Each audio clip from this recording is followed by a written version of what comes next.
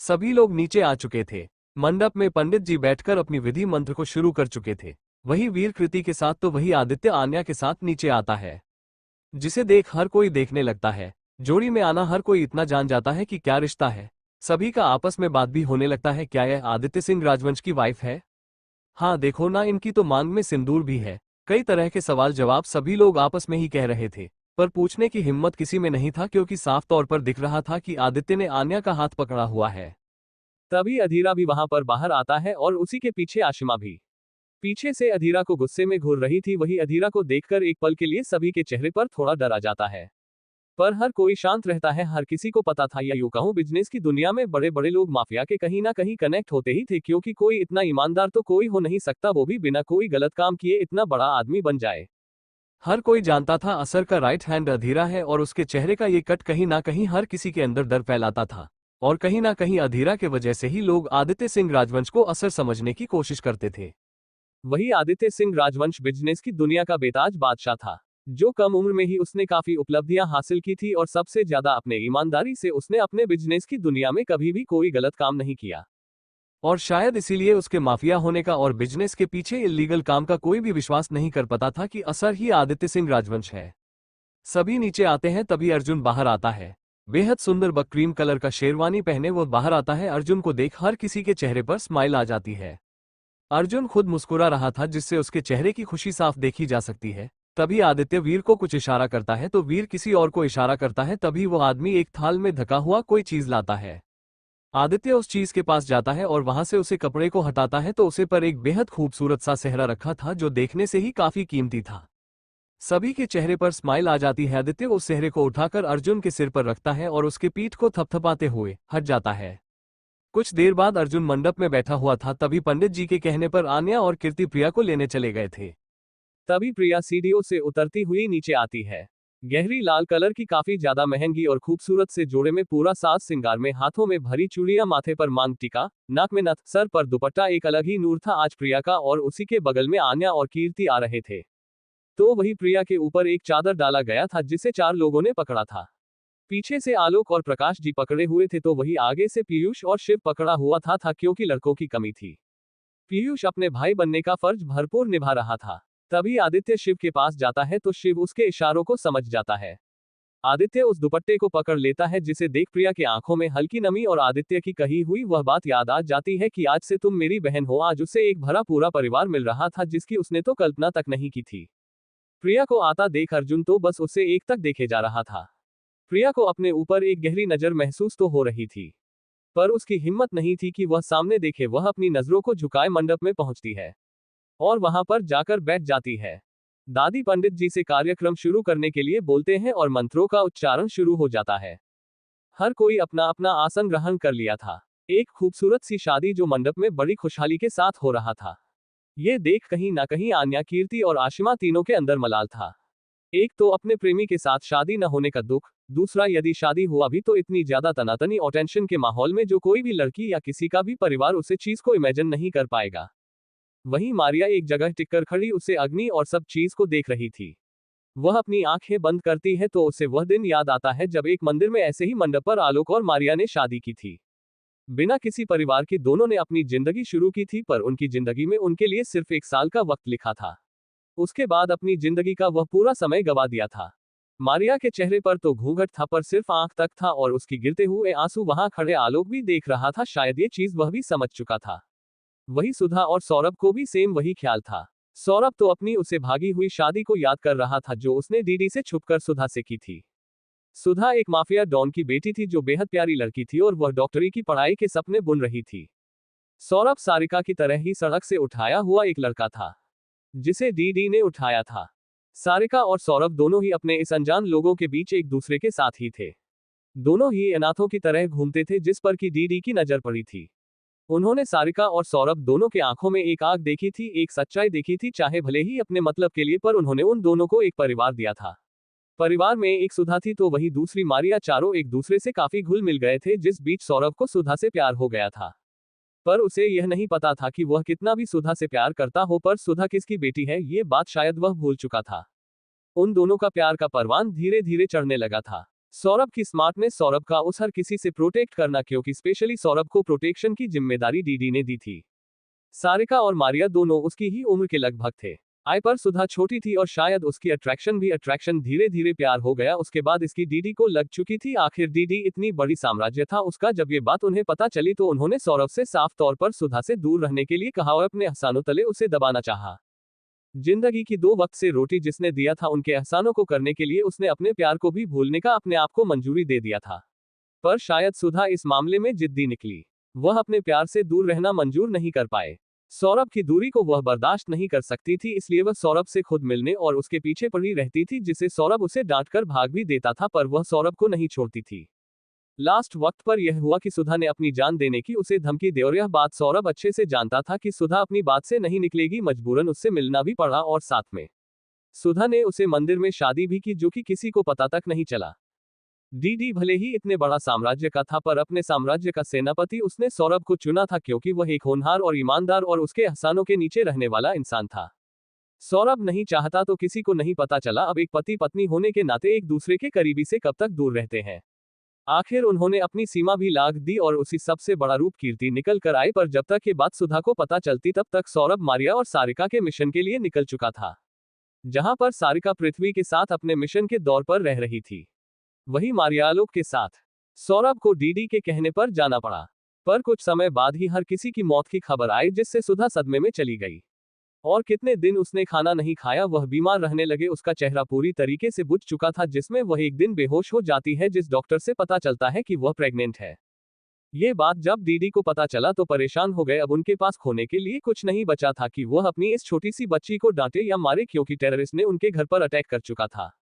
मारिया मारी जा चुकी थी तो वही सारिका सौरभ भी मारे जा चुके थे। ये खबर हर किसी की आग की तरफ फैल चुकी थी। नतीजा ये हुआ कि जैसे ही कुछ शांत हुआ, उन्हें अपनी पोती के यानी कि मारिया की बेटी के बारे में पता चला, तो बस उन्होंने अपनी बेटी सुधा को बचाने के लिए आलोक के हाथों में सुधा को सौंप दिया, क्योंकि वह ये बात अच्छे से जानते थे कि आलोक एक ईमानदार के साथ साथ एक काबिल है, जो वह अपने परिवार को बचा सकता है। अपने अपने सोच में गुम, हर अपने अपने अतीत में उसे शादी के फेरों को देखते हुए पहुंच चुके थे। सौरभ की सोच के साथ साथ वही सुधा भी सोच रही थी, और सुधा की सोच एक और भी थी, उसकी और आलोक की शादी, जिसमें कि दोनों एक तनाव से शादी हुई थी। पर धीरे धीरे आन्या की केयर करते करते एक दूसरे के करीबी और उनकी रिश्ता दोस्ती तक बढ़ चली, जिसमें कि दोनों एक दूसरे की दोस्ती के साथ साथ एक दूसरे के हमदर्द बन चुके थे। एक दूसरे के साथ एक पास रहते थे, एक कमरे में रहते थे। दुनिया के सामने एक खुशनुमा पति पत्नी थे, पर दिल में हमेशा अपने प्यार को जिंदा रखा। दोनों एक दूसरे के प्रति कभी कोई सीमा का उल्लंघन नहीं किया, जो उन्हें उनके रिश्ते को पाक बनाता था, और अपने अपने शादी और अपने पत्नी पति के प्रति बेइंतहा प्यार दिखाता था। सुधा जब एक नजर सौरभ को देखती है तो जो उसे ही देख रहा था, सुधा के आंखों में नमी आ जाती है। आखिर वह कितना प्यार करती है सौरभ से, पर वह अपनी इस पति को कैसे छोड़ दे जिसके उसके साथ 21 साल निकला था। तभी उन्हें पंडित जी की तेज आवाज सुनाई देती है, वर और वधू फेरों के लिए खड़े हो जाए।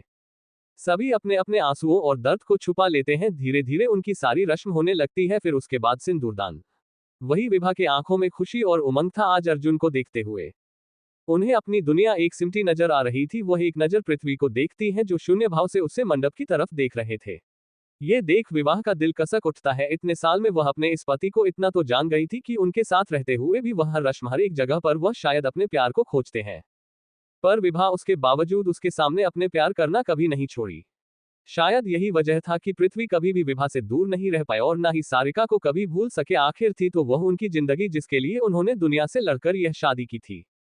तभी पंडित जी की आवाज से सभी होश में आते हैं। पंडित जी बोलते हैं, विवाह संपन्न हुआ, ये देख फूलों की बरसात हो जाती है, जो ऊपर पीयूष ने लगवाई थी। जब शादी संपन्न हो जाएगी, ये देख सभी अपने नजरें ऊपर करते हैं तो लगभग 5 मिनट तक हर तरह के फूलों की बरसात होती है। ये देख प्रिया के आंखों में नमी और खुशी जाहिर हो जाती है। पीयूष उसके चेहरे पर खुशी देख आंखों से ही उसे हमें इशारा करता है। एक बार प्रिया ने उससे कहा था कि वह अपनी शादी में चाहती है कि जब उसकी शादी हो तो ढेर सारे फूलों की बरसात हो, जो उसने तो ऐसे ही कह दिया था, लेकिन आज तक पीयूष को यह बात याद थी। ये देख आज प्रिया को सच में फील हो रहा था कि पीयूष ने उसे अपनी बहन ही माना था। ये देख उसके आंखों में आंसू आ जाता है और वह उसे गले मिलने ही जाती है। तभी उसका हाथ अर्जुन पकड़ लेता है। ये देख सभी नागवारी में सिर हिलाते हैं। तभी पंडित जी बोलते हैं, आप सभी का आशीर्वाद ले लीजिए। अर्जुन और प्रिया, राघवेंद्र जी, गायत्री जी, हर किसी का, जितने भी बड़े थे, उनका आशीर्वाद लेते हैं। पर तभी अर्जुन आदित्य और आन्या के पास जाते हैं और दोनों ही झुककर आदित्य और आन्या का पैर छूते हैं। ये देख आन्या तो हड़बड़ा जाती है और अर्जुन उसके पैरों तक झुकता है तो आदित्य उसे गले लगा पीठ थपथपा देता है। सभी अपने खुशियों के रंग में मशगूल थे पर शायद उन्होंने ध्यान नहीं दिया कि कोई बड़े पैमाने पर अपनी तैयारी कर उनके पूरे एरिया में घुस चुके हैं। तभी अर्जुन जैसे ही आदित्य का पैर छूकर उठना है वैसे ही एक गोली की आवाज गूंजती है। ये देख जितनी तेजी से गोली चलती है उतनी ही तेजी से आदित्य अर्जुन को लेकर नीचे झुक जाता है और वह गोली जाकर सामने शीशे पर जोर से क्रैक करता है। ये देख सभी हड़बड़ा जाते हैं। तभी वहां पर न जाने कहां से कितने लोग 40 से 50 लोग हाथों में बंदूक लिए हर किसी को वहां पर घेर लेते हैं। शादी शुभ मुहूर्त पर बहुत अच्छे से हो चली थी। सभी शादी को देख अपने अपने दिनों को याद भी कर रहे थे। कुछ के चेहरे पर दुख था तो कुछ के चेहरे पर खुशी।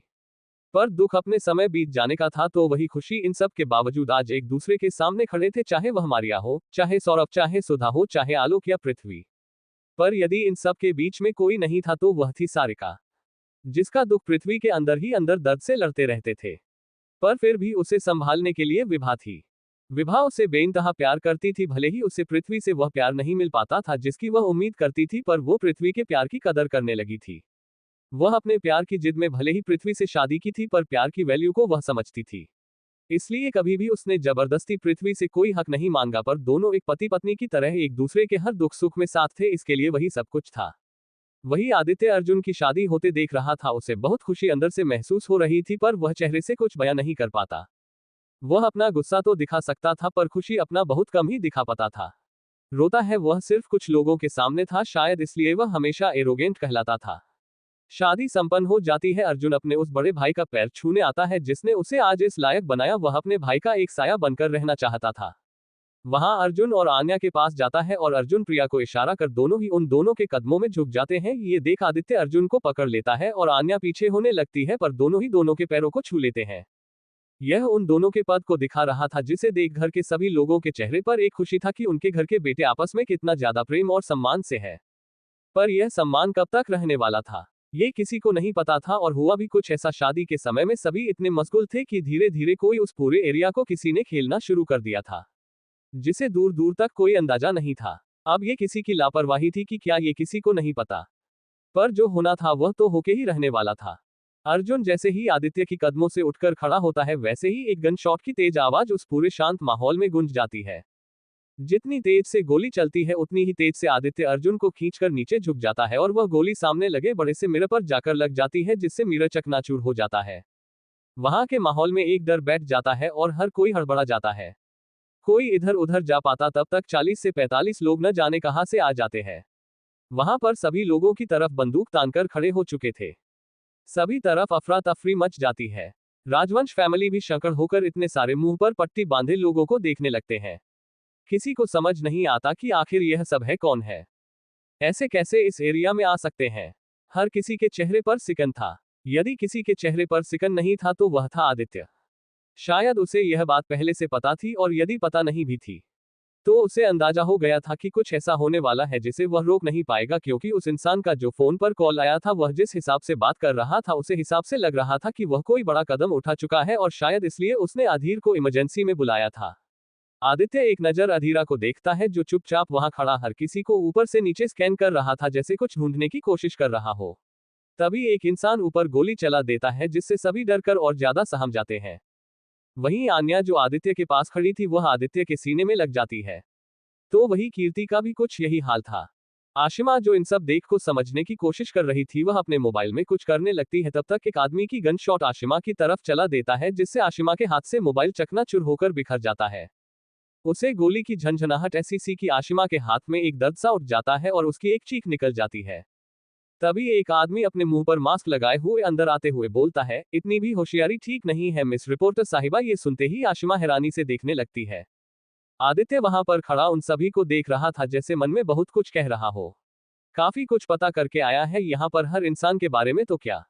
ये बोल उसकी नजर आन्या पर जाती है जो उसे डरी सहमी उसके हाथों को पकड़ खड़ी थी। वही आलोक पृथ्वी एक दूसरे को देखते हैं तो वही सौरभ और माया के हाथों की मुठ्ठियां कसी थी। आखिर वह इस आवाज को क्यों नहीं पहचानेंगे। पर इन सबसे विपरीत गायत्री की नजर आन्या पर थी, जैसे उनके दिमाग में कुछ पिछली बातें चल रही हो। वह मन में बोलती है, मुझे गुरुजी से मिलने जाना चाहिए था। तभी वह इंसान एक बड़ी सी राइफल लिए वहां पर आकर खड़ा हो जाता है और अपने बंदूक को अपने कंधे पर रख बड़े स्टाइल से एक चेयर खींचकर वहां पर बैठ जाता है। हर शख्स के ऊपर एक एक बंदूक रखी गई थी, खासकर घर वालों के ऊपर, और जितने भी बाहरी लोग आए थे उन सभी के ऊपर सनाया और वह दोनों ही एक दूसरे के पास खड़े थे।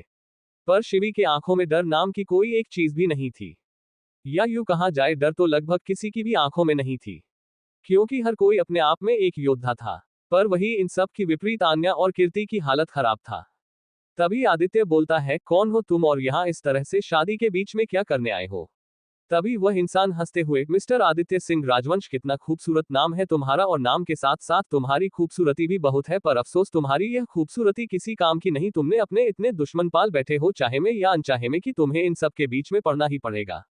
आदित्य टेढ़ी मुस्कुराहट के साथ, दोस्त में बनाता नहीं और दुश्मन के लिए गिनती मेरी नजरों में है। दुश्मनों की खैर खबर अच्छे से रखता हूं, और तुम मेरे किसी दुश्मन में से तो नहीं हो? नहीं तो यदि मेरे कोई दुश्मन मेरे घर में इस तरह कदम के रखने से पहले 1000 बार सोचते हैं कि उनके साथ क्या हो सकता है। आदित्य की इतना एटीट्यूड उसे पसंद नहीं आती और वह गुस्से में बंदूक उठाते हुए, एक बिजनेसमैन के अलावा कुछ नहीं हो, इससे ज्यादा होने की कुछ समझना मत। माफिया लोगों से ताल्लुकात क्या रखते हो? खुद को कोई बहुत बड़ा माफिया समझते हो? ये बोल वह एक नजर अधीरा को देखता है, क्योंकि अधीरा को वह अच्छे से जानता था। पर उसके अंदर एक घमंड भरी मुस्कान थी, और वह अधीरा के पास आते हुए, और एक इंसान कितने मेरे फौजियों से लड़ सकता है? ये बोल अचानक उसने अपनी बंदूक वहां खड़ी माया के ऊपर तान देता है। ये देख सभी की एक चीख निकल जाती है। वह इंसान माया के चारों तरफ घूमते हुए, क्या हुस्न है आपकी? उसके ऐसा करते ही आलोक के साथ साथ वहां पर खड़े हर इंसान, जो कि राजवंश परिवार और माया से ताल्लुकात रखता था, गुस्सा उभर जाता है। आखिर एक औरत जो उनके घर की सदस्य थी। तभी वह इंसान माया के पास झुककर उससे बड़े धीरे से कहता है, मेरे बाप को इतना तड़पा कर यहाँ सुख और चैन से अपनी जिंदगी जी रहे हो, ये तो गलत बात है। और क्या परिवार तुम्हारा है, मानना पड़ेगा। ये बोल अपनी नजरें जैसे ही घूमता है, अचानक ही उसकी नजर आन्या पर टिक जाती है। आन्या को देख वह एक पल के लिए माया को तरफ देखता है। उसे यह इन्फॉर्मेशन मिली थी कि माया यानी कि मारिया एक घूंघट के फेस में राजवंश फैमिली में रह रही है। पर उसकी नजर जैसे ही आन्या पर पड़ती है, उसके आंखों का रंग ही बदल जाता है। अचानक आदित्य जब उसकी नजरों का पीछा करता है तो उसके हाथों की मुठ्ठियां कस जाती है और उस इंसान की नजर आदित्य पर जाती है। फिर आन्या पर। दोनों को इतने पास देख उसके चेहरे पर हंसी आ जाती है और वह पागलों के जैसे हंसने लगता है, किसी को कुछ समझ नहीं आता। तभी वह इंसान लगातार कई बार गोली चलाता है। ये देख जो आदमी सभी लोगों पर गनताने थे, वह अपने मालिक की तरह देखने लगते हैं। वही ऊपर से शिव और पीयूष जो छत की तरफ थे और वह सभी को बाहर निकालने की कोशिश करने वाले थे। अचानक एक वहां पर धुआं उठता है। धुआं इतनी की पूरी एरिया में ही धुआं फैल जाता है। देखते ही देखते हर किसी को अपने आप को फ्री महसूस होता है। लगभग 5 मिनट बाद वह धुंध खत्म हो जाता है तो सभी आसपास देखते हैं तो वहां पर कोई नहीं होता। ये देख सभी शॉक्ड हो जाते हैं। सभी लोग को लगता है जैसे उन्होंने कोई सपना देखा हो, पर किसी को कुछ समझ नहीं आता। पर आदित्य उन नजरों को बार बार याद कर रहा था जब उसकी नजर आन्या पर थी। ये देख ही उसके हाथों की नसें उभरने लगी थी। हर कोई आपस में हड़बड़ाने लगा। आय किसी को विश्वास नहीं हो रहा था। तभी सबकी नजर उस टूटे बिखरे कांच पर जाती है, जिससे सभी इतना तो जान जाते हैं कि गोली यहां पर चली थी और यही एक सबूत था। वही शिव जो अपने पुलिस ऑफिसरों को अब तक फोन कर बुला चुका था। 100 के तादाद में वहां पर पुलिस पहुंच जाते हैं। लगभग 8-10 बड़ी बड़ी गाड़ियां वहां पर होती है और लगातार पुलिस के आदमी अंदर घुसते चले आते हैं। तभी वहां पर एक ऑफिसर जाकर शिव को सैल्यूट करता है। शिव को सैल्यूट करते ही वह वहां की जानकारी लेना चाहिए, पर वहां कोई नहीं था। तभी शिव सभी को वहां से जाने को बोल बाद में इस बारे में बात करने का बोलता है। तभी राघवेंद्र जी हर किसी की से बोले, अब जो भी यहाँ हुआ हमें खुद नहीं पता, जरूर हमारे घर पर किसी ने टारगेट या कोई भद्दा मजाक किया था। यहाँ पर किसी को कोई भी नुकसान नहीं हुआ है। हम चाहते हैं कि आप सभी यहाँ से जा सकते हैं। सभी आपस में बात करते हुए वहां से निकल जाते हैं। लगभग 2 घंटे बाद घर के सारे मेहमान चले गए थे। बस राजवंश परिवार और कपूर परिवार रुका था। वहां पर केडी भी नहीं आया था, क्योंकि वह कुछ इमरजेंसी काम से कहीं गया हुआ था। दादी के कहने पर कि अब जो भी रस्म होगी अब अगले दिन होगी, क्योंकि रात काफी हो चली थी और अभी अभी जो हादसा हुआ था किसी को कुछ समझ नहीं आया। प्रिया को आज शिवी के साथ उसके कमरे में भेज दिया गया था, क्योंकि कुछ पूजा रस्मों के बाद ही अर्जुन और प्रिया एक साथ रह सकते थे। वही सभी अपने अपने कमरे में चले गए थे। वही एक कमरे में इस समय एक मीटिंग की तरह छाया हुआ था। राघवेंद्र, पृथ्वी, कपूर, अर्जुन, आदित्य और अधीर वीर सभी एक स्टडी रूम में बैठे थे। तभी राघवेंद्र जी बोलते हैं, आदित्य हमें नहीं पता ये किसके दुश्मन है और ये लोग कहां से आए हैं। बस मैं इतना जानती हूँ, आज जो भी हुआ बाहर हमारी इज्जत उछलने में कोई कमी नहीं छोड़ा जाएगा। क्योंकि इस तरह से दिन दहाड़े कोई हमें बंदी बना ले, यह एक शर्म की बात है। ये बोल उठकर खड़े हो जाते हैं और बोलते हैं, हो सके तो इस मामले को आप जल्द से जल्द क्लियर करें कि आखिर यह सभी लोग कौन थे। ये बोल वह चले जाते हैं। वही पृथ्वी और आलोक एक दूसरे को देखते हैं, जैसे मन में वह कुछ सोच रहे हो, पर वह जानते थे अगर अपनी मन की शंका इन सभी माफिया के सामने रखेंगे भी तो कोई कुछ नहीं बताएगा। वह अपने से पता करने का सोच वहां से चले जाते हैं, पर आलोक के दिमाग में अभी भी सिर्फ एक बात चल रही थी कि वह इंसान सिर्फ माया को टारगेट क्यों किया था, और टारगेट तो कोई भी हो सकता था, पर उनकी चील जैसी नजर से यह नहीं बच पाया था कि वह इंसान झुककर माया के कान के पास कुछ तो कहा था। उनके अंदर मारिया के प्रति और भी ज्यादा नफरत बढ़ जाती है कि कहीं यह सब माया के दुश्मन तो नहीं। इन दोनों के चले जाने के बाद आदित्य सभी से कहता है, सभी अपने अपने रूम में जो जाओ, जो भी बात होगी हम बाद में करेंगे। अर्जुन के चेहरे पर नाराजगी थी क्योंकि वह कुछ करना चाह रहा था, पर विभाजी डरकर उसका हाथ पकड़कर उसे रोक देते हैं। आदित्य उसे जाने को बोलता है, सभी चले जाते हैं। भी वीर कुछ कहने को होता है, आदित्य वह कहता है, कीर्ति भी का डरी है। व्यय रहा बोलता है और उसे भी जान इनको बोलता है। सभी अपने कमरे में चले जाते हैं, पर हर किसी के मन में अपना अलग अलग ही थॉट चल रहा था। वही इन सब के विपरीत ओमकार के कमरे में वह शराब पीते हुए वह कुछ सोच जा रहा था। वह बोलता है, क्या मैं जो सोच रहा हूं वह सच है, और यदि ऐसा है तो। ये सोचते ही उसके चेहरे पर एक घटिया मुस्कुराहट आ जाती है। वही आदित्य के रूम में आन्या इस समय बालकनी में खड़ी सामने एक तक देख रही थी। उसे कहीं ना कहीं डर भी लग रहा था, पर डर की वजह वह सभी गुंडे नहीं कुछ और ही था। उसने अभी भी वही साड़ी पहनी हुई थी। वह न जाने कब से वहीं पर खड़ी कुछ सोच जा रही थी। उसकी आंखें हल्की नमी थी। तभी रूम का दरवाजा खुलता है और आदित्य अंदर आता है। आदित्य जैसे ही अंदर आता है वैसे ही आन्या बालकनी से पीछे देखी है तो आन्या को खुद की तरफ देखते देख आदित्य उसकी तरफ अपने कदम बढ़ा देता है। आदित्य अपनी कोट को उतार वही एक तरफ टांग देता है और अपनी शर्ट के बटन खोल जाकर बालकनी में खड़ा हो जाता है। आन्या आदित्य को एकटक देखे जा रही थी। आदित्य को आज आन्या की आंखों में कुछ अलग भाव दिख रहे थे, जैसे वह बहुत कुछ पूछना चाहती है। आदित्य एक नजर आन्या को देखता है और अगले ही पल अपने हाथों को उसके हाथ रख देता है। यह महसूस होते ही आन्या को एक हौसला मिलता है और वह बोलती है, उनकी नजरें मुझ पर क्यों थी। ये सुनते ही आदित्य के हाथों की मुठ्ठियां आन्या के हाथों पर कस जाती है। आन्या को जैसे उसका जवाब मिल चुका हो। आन्या हंसते हुए बोलती है, जब से पैदा हुई हूं तब से पापा मुझे कभी बाहर नहीं जाने देते थे और मेरी वजह से कभी कीर्ति बाहर नहीं जा पाई। क्योंकि मैं हमेशा लड़ा करती थी कि मुझे घर में रखा जाता है और कीर्ति को बाहर भेजा जाता है। धीरे धीरे मैं बड़ी होती गई, फिर मैं राजवंश परिवार के पास रहने लगी। वहां पर मुझे शिवी और इतना बड़ा परिवार मिला, मैं खुश रहने लगी। फिर मुझे आप मिले। आपको देखते ही मेरे दिल में हमेशा एक अलग सी फीलिंग आ रही थी। हमेशा आपके पास रहना चाहती थी। इस वजह से हमेशा शिवी से लड़ा करती थी क्योंकि शिवी आपकी बहुत ज्यादा करीब थी। मुझे जो प्यार और दुलार मिलना चाहिए था वह मुझे सिर्फ आपकी तरफ से मिलता था। पापा काम में बहुत ज्यादा बिजी रहते थे। न जाने क्यों वह मुझसे प्यार तो करते थे, पर मेरे सामने मुझे ज्यादा देर वह देख नहीं पाते थे, जैसे मेरे चेहरे में न जाने ऐसा क्या हो। ये सोचते ही आन्या के आंखों में आंसू आ जाता है। पर माँ ने उनकी कमी को हमेशा पूरा किया। तभी आदित्य आन्या के कंधे पर हाथ रखते हुए रिलैक्स। तभी आन्या बोली, मेरे साथ वह सारी हादसा हुई। ये सुनते ही आदित्य अपनी आंखें बंद कर लेता है। फिर आन्या अपने आप को मजबूत करते हुए बोलती है, फिर मेरा याददाश्त चले जाना, शायद भगवान भी एक बच्ची को सुकून से जीने के लिए मेरी याददाश्त को ही खत्म कर दिए। फिर आपसे मेरा पहली नजर में प्यार होना, उसके बाद मेरी शादी, फिर अचानक आपकी मेरी जिंदगी में आ जाना। फिर आपकी नफरत किस चीज की थी मुझे नहीं पता, पर आपकी नफरत में भी मैंने प्यार ढूंढने की कोशिश की और उसी चक्कर में मैं बहुत सारी गलतियां भी की। मैंने आपसे प्यार लेने के लिए हर तरीका अपनाई। इन सब बीच में मैंने सिर्फ एक चीज की कोशिश नहीं की, आपको समझने की। आदित्य उसकी तरफ देखने लगता है तो आन्या उसकी तरफ मुड़ते हुए अपने आंसू पोंछ बोलती है, आदि मैं आपके साथ जीना चाहती हूँ। न जाने क्यों जब कोई मेरे ऊपर अपनी नजरों को डालता है तो मेरी रूह कांप जाती है। ये बोल उसकी आंखों से आंसू आ जाता है क्योंकि उसने उस मास्क वाले इंसान को खुद को घूरते हुए देखा था और उसके चेहरे पर मुस्कुराहट देखी थी, जिससे आन्या अंदर तक कांप चुकी थी। आदित्य आन्या के आंसू को पोंछते हुए, मेरे होते हुए तुम्हें कोई छू भी नहीं पाएगा, क्योंकि तुम मेरी पत्नी हो। अन्य रोते हुए ही मुस्कुराकर बोलती है, मेरे साथ आने वाले कल में क्या होने वाला है मुझे नहीं पता आदित्य, पर मैं पिछली सारी बातों को भूलकर आपके साथ अपनी नई जिंदगी की शुरुआत करना चाहती हूँ। आदित्य आन्या को देखने लगता है और उसकी भावों को समझने लगता है। तभी आदित्य कहता है, तुम इमोशनल हो, शायद इसलिए ऐसा कह रही हो। तभी आन्या उसकी बात काटते हुए, हम पति पत्नी हैं आदि। मैं भूल जाना चाहती हूँ कि कोई रिधिमा और कोई आदू था। मैं सब कुछ भूलना चाहती हूँ। पर अगर आपको मैं आपके लायक नहीं लगती हूँ तो वह इतना ही कह पाती है कि आदित्य उसके होठों पर अपनी उंगली रख देता है और बोलता है, शुशच, आज बोल दिया, कभी बोलना मत। तुम मेरे लिए हमेशा पवित्र थी और हमेशा रहोगी। मैंने तुमसे प्यार किया है, ना कि तुम्हारे इस शरीर से। ये सुन आन्या उसके गले लग जाती है। तभी वह आदित्य से कहती है, आदित्य, मैं जीना चाहती हूँ। मैं इस पल को जीना चाहती हूँ। मैं अपनी जिंदगी आपके साथ आज से शुरू करना चाहती हूँ।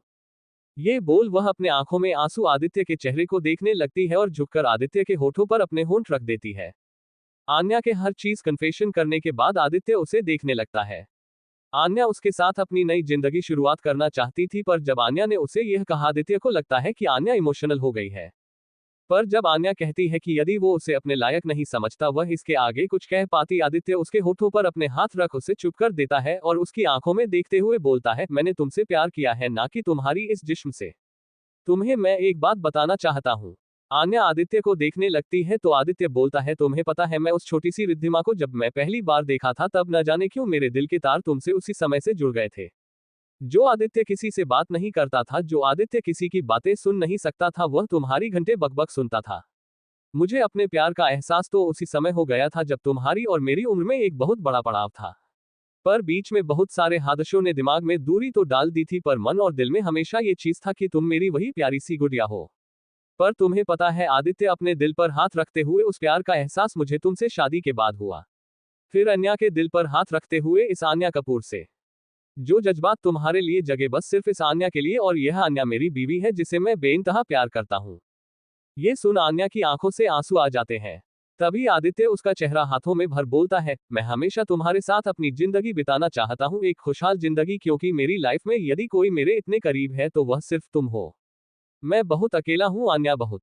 पर मैं तुम्हारे साथ कोई जबरदस्ती नहीं करना चाहता। जो मैंने गलतियां की थी, मैं उस गलती को तुम्हारे साथ दोहराना नहीं चाहता। आई लव यू अलांट। आन्या उसके गले लग जाती है, I love you too Aditya. कुछ देर तक ऐसे ही गले रहने के बाद वह अपनी नजरें उठाकर आदित्य के चेहरे को देखने लगती है और खुद आगे बढ़कर उसके होठों पर अपने होंठ रख देती है। यह महसूस होते ही आदित्य अपने हाथ आन्या की कमर पर कस देता है।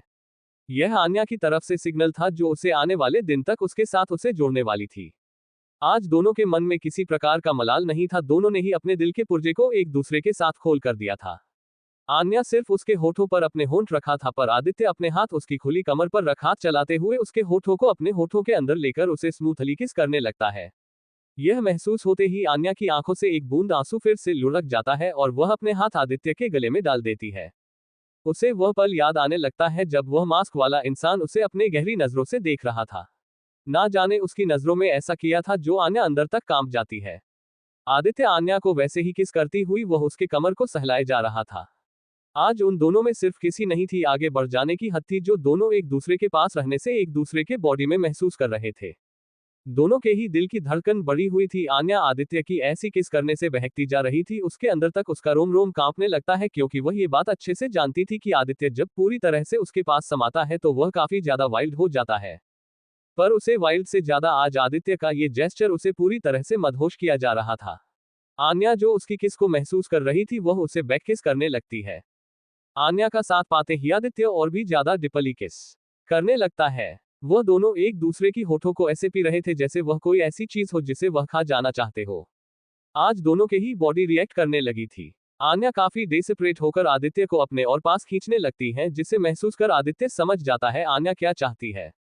पर आदित्य कोई जल्दबाजी नहीं दिखाना चाहता था, वह अपने हाथ धीरे धीरे कमर से होते हुए उसकी पीठ पर ले जाता है। उसके ऐसा करने से आन्या की बॉडी और भी ज्यादा रिएक्ट करने लगती है। पर धीरे धीरे आदित्य अपने हाथ पीठ से ले जाते हुए अपने हाथों को उसके गर्दन पर फिराने लगता है, जिससे आन्या उसे किस करना छोड़ देती है, क्योंकि आदित्य की हाथों की हरकत वह बर्दाश्त नहीं कर पाती। पर आदित्य उसे वैसे ही पकड़े उसे किस करता रहता है। लगभग 20 मिनट की लंबी किस के बाद आदित्य उसके होठों को रिहा करता है, क्योंकि आन्या को सांस लेने में प्रॉब्लम होने लगती है। आदित्य उसके माथे से अपना माथा जोड़कर एक गहरी गहरी सांस वह भी लेने लगता है। आन्या अपनी आंखें खोल आदित्य को देखते हैं। आदित्य का भी नजर भी आन्या पर पड़ती है, फिर उसकी नजर उसके होठों पर पड़ती है जो पूरी तरह से लाल हो चुकी थी, जो आन्या की सुंदरता और बढ़ा रही थी। एक नजर वह आन्या को देखता है और फिर अगले ही पल उसे कमर से पकड़ अपने पास खींच लेता है और अपने दोनों हाथ उसकी कमर पर जोर से बांध लेता है। आन्या अपनी आंखें बंद कर लेती है तो आदित्य अपने होंठ उसकी गर्दन पर रख लेता है। ये लड़कियों का सबसे ज्यादा वीक पॉइंट होता है। आदित्य के ऐसा करने से ही आन्या अब अपनी रही कहीं कसर भी छोड़ देती है और खुद को आदित्य की बाहों में ढीला छोड़ देती है, क्योंकि अब उसके आगे वह आदित्य से प्यार नहीं कर सकती थी। आदित्य उसकी गर्दन पर होंठ फिराते हुए वह उसकी साड़ी के पिन को खोल देता है, जिससे उसकी साड़ी उसके कंधे से गिर जाती है। आदित्य उसे वैसे ही किस करते हुए वह धीरे धीरे उसके कॉलर बोन तक चुमने लगता है। आन्या आंखें बंद किए हुए अपने हाथ उसके बालों में रख देती है। तभी आदित्य कुछ पल रुककर उसे अपनी बाहों में उठाकर कमरे में आ जाता है। कमरे में आते ही आदित्य उसे बिस्तर पर लेटा देता है। आन्या लंबी लंबी सांस लिए उसे देख रही थी। आदित्य अपने शर्ट को निकाल वहीं पर गिरा उसकी खुली कमर पर अपने होंठ रख देता है। यह महसूस होते ही आन्या की पकड़ अपने बिस्तर पर कस जाती है। आदित्य उसके कमर को किस करते हुए उसकी पैरों को चूमने लगता है, जिससे अब आन्या छटपटाने लगती है। वह आदित्य को अपने पास खींच लेती है और उसके होठों पर अपने होंठ रख देती है और अपने हाथ आदित्य की खुली बॉडी पर फिराने लगती है। आन्या का ये कहना आदित्य को और भी ज्यादा आउट ऑफ कंट्रोल कर जाता है। आदित्य नाइट बल्ब जलाकर आन्या को किस करते हुए धीरे धीरे उसके सारे कपड़े को रिमूव कर देता है। आन्या की खुली बॉडी को अपने हाथों से फील करने लगता है, जिसे महसूस कर आन्या की मादक आवाज निकलने लगती है, जो आदित्य को और भी ज्यादा आउट ऑफ कंट्रोल कर रही थी। फिर कुछ ही देर में आन्या को अपने बॉडी पर आदित्य के हार्डनेस फील होती है, जिसे महसूस कर आन्या अपनी आंख मींच लेती में है। प्यार के गहरे समुद्र में खोए उन्हें पता ही नहीं चलता कब दोनों एक दूसरे की इतने करीब आ जाते हैं। आदित्य अपने ऊपर एक चादर डाल आन्या की पूरी बॉडी को चूमने लगता है। उसकी बॉडी के हर पार्ट को अपने होठों के गिरफ्त के लिए उसे महसूस करने लगता है। कभी कॉलर बोन पर, तो कभी गालों पर, तो कभी उसके सीने पर, तो कभी उसके पेट पर। ऐसे ही करते करते वह उसके हर बॉडी पार्ट को अपने होठों का छाप छोड़ने लगता है। कुछ सही देर में आन्या की एक चीख निकलती है। आदित्य उसके अंदर इंटर हो चुका था। आन्या आदित्य की पीठ पर अपने हाथों को कस लेती है। इतने लंबे समय के बाद एक दूसरे के पास आने की वजह से था। आदित्य आन्या की आंखों में आंसू देख उसके आंसुओं को अपने होठों में पी जाता है। फिर धीरे धीरे वह अपने आप को मूव करने लगता है, जिससे आन्या को दर्द तो होता है, पर उस दर्द में आदित्य के प्यार में वह पूरी तरह से खो चुकी थी और खुद को सौंप चुकी थी। पूरे रूम में आन्या की सिसकने और उसके पायलों की शोर के साथ आदित्य की आहें गुजती रही। रात के न जाने की पहर आदित्य शांत होता है और आन्या थककर आदित्य की बाहों में सो चुकी थी। आज दोनों इतने समय बाद एक दूसरे के पास आ चुके थे। दोनों का लव कन्फेशन और दोनों को एक दूसरे की इजाजत, पास्ट को भूल जाने के बाद एक नई जिंदगी की शुरुआत करने की चाहत से दोनों एक दूसरे के पास आते हैं। एक दूसरे को समझने की कोशिश करते हैं, पर उनकी जिंदगी में आने वाले समय क्या होने वाला है, इन सब से अनजान अपनी आज की जिंदगी में खो चुके थे। तो वहीं दूसरी तरफ सभी आज अपने अपने कमरे में चले जाते हैं, आने वाले कल और अगली सुबह के इंतजार में। पर वही दूसरी तरफ कोई और था जो हद से ज्यादा परेशान था। तभी एक कमरे के बाहर कोई का कोई दरवाजा खटखटाता है। अंदर माया, जो परेशान थी और सोने की कोशिश ही कर रही थी, तब तक किसी का दरवाजा खटखटाता है तो वह दरवाजा खोलती है। सामने खड़े इंसान को देखा वह तुरंत अपना चेहरा घुमा देती है। हालांकि वह दरवाजा खोलने से पहले अपने चेहरे पर घूंघट रखी थी। वह बोलती है, आप यहाँ क्या कर रहे हैं, वह भी इतनी रात को। उसका इतना कहना ही था कि वह शख्स, जो कोई और नहीं आलोक थे, गुस्से में कमरे में घुस जाते हैं और दरवाजा बंद कर देते हैं। तभी माया गुस्से में चिल्लाते हुए, ये क्या हरकत है। वह इससे ज्यादा कुछ बोल पाती कि उसे अपने गले में दर्द महसूस होने लगता है। आलोक मारिया के गले को पकड़ लेते हैं और उसे जोर से दबाने लगते हैं। मारिया छटपटा जाती है। वह चाहती तो एक झटके में आलोक के हाथ को झटक सकती थी, पर वह अपने आप को इतना मजबूत कैसे दिखाए, क्योंकि वह मारिया नहीं माया थी। उसे समझ नहीं आता कि आलोक ऐसा क्यों कर रहा है। तभी उसे आलोक गले दबाते हुए उसे दीवार से ले जाकर चिपक देता है और गुस्से में उसे गर्दन पर हाथ कसते हुए, अब कितना इस घूंघट के पीछे छुपकर नाटक रहना चाहती हो मिस मारिया। उसकी यह बात सुनते ही मारिया की आंखें बड़ी हो जाती है और आंखों से आंसू।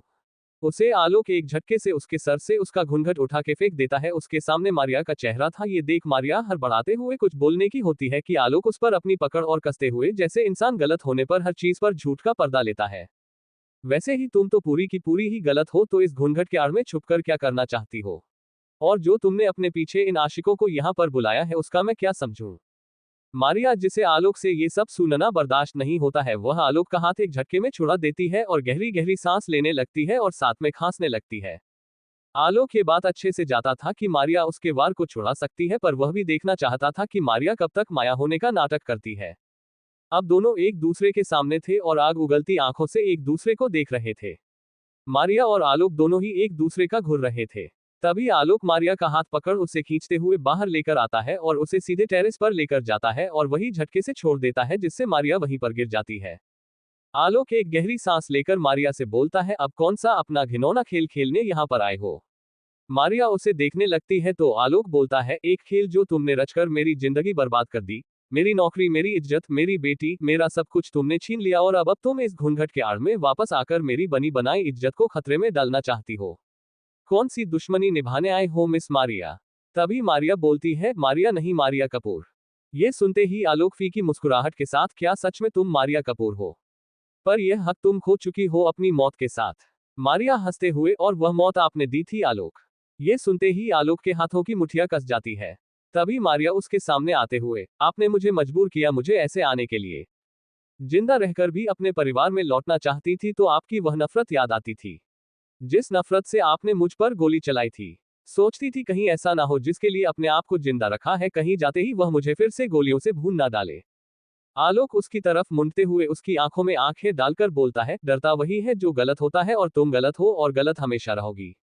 तुम्हारी गलतियों को भुलाया नहीं जा सकता। मारिया, मैं कभी कभी सोचता हूँ कि अच्छा हुआ तुम मेरी जिंदगी से चली गई, नहीं तो मुझे सुधा जैसी लड़की कभी नहीं मिलती। ये सुनते ही मारिया आगे बढ़कर आलोक की कॉलर को पकड़ लेती है और गुस्से में चीखते हुए बोलती है, सुधा के पास तुम थे क्योंकि मैंने तुम्हें रहने दिया, इसका मतलब यह नहीं कि मेरे ही सामने मुझे जलील करो, और एक बात, तुम चाहे जितनी शादी मनाओ जब तक मैं हूं तुम्हारी लीगल वाइफ। आलोक मारिया का हाथ झटकते हुए बोले, मुझे पहले जैसा मत समझना जो तुम्हारी बातों में मैं आ जाऊंगा। अब तक कभी भी इस तरह से हमारे घर में कोई नहीं आया, सब तुम्हारी वजह से पूरा परिवार एक अनकहे डर में शामिल हुआ था। तुम्हें क्या लगता है वह इंसान तुम्हें ही क्यों गोली की नोक पर लिया था?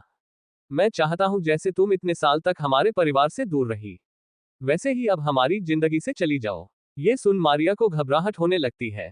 न जाने क्यों वह आलोक से बहुत लड़ना चाहती थी, झगड़ना चाहती थी, अपने बारे में उससे पूछना चाहती थी कि क्यों उसकी कभी याद नहीं आई, क्यों उससे ऐसी बातें कर रहा है, आखिर दोनों एक दूसरे से भी बेइंतहा प्यार करते थे।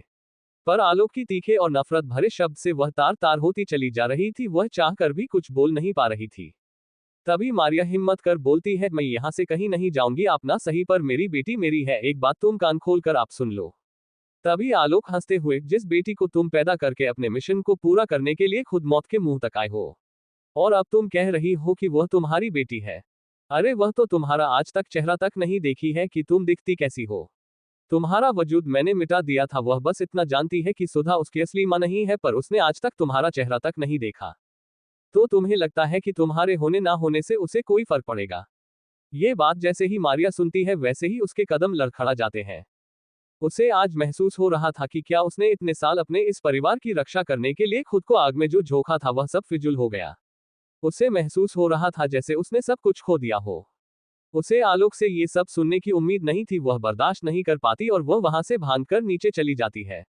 वह दुनिया से तो लड़ सकती थी पर अपनी इस पति, अपनी इस प्यार के आगे वह हमेशा बेजुबान हो जाती थी, जिससे वह लड़ ही तो नहीं पाती थी।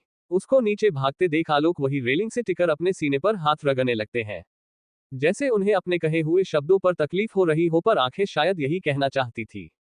अगली सुबह जब आन्या की नींद खुलती है तो उसे महसूस होता है जैसे वह किसी चीज पर सोई है।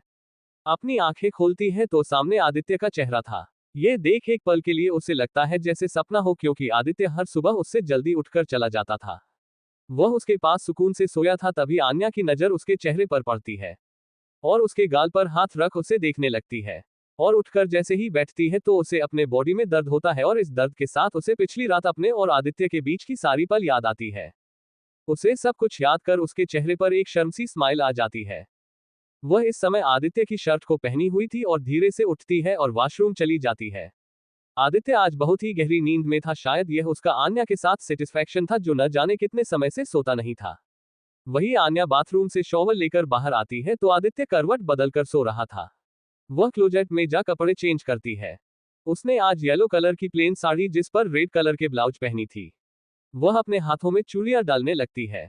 उसके चूड़ियों की खनखनाहट से आदित्य की आंख खुलती है तो उसकी नजर सामने आन्या पर जाती है। वह वैसे ही पेट के बल लेटे आन्या की पतली गोरी सी कमर पर अपने नजरे टीका देता है। आन्या अपना पूरा श्रृंगार कर रही थी। वह हाथों में चूड़ियां पहन होठों पर हल्की सी लिपस्टिक और मांग में सिंदूर डालती है। तभी आदित्य की नजर आन्या के चेहरे पर जाती है।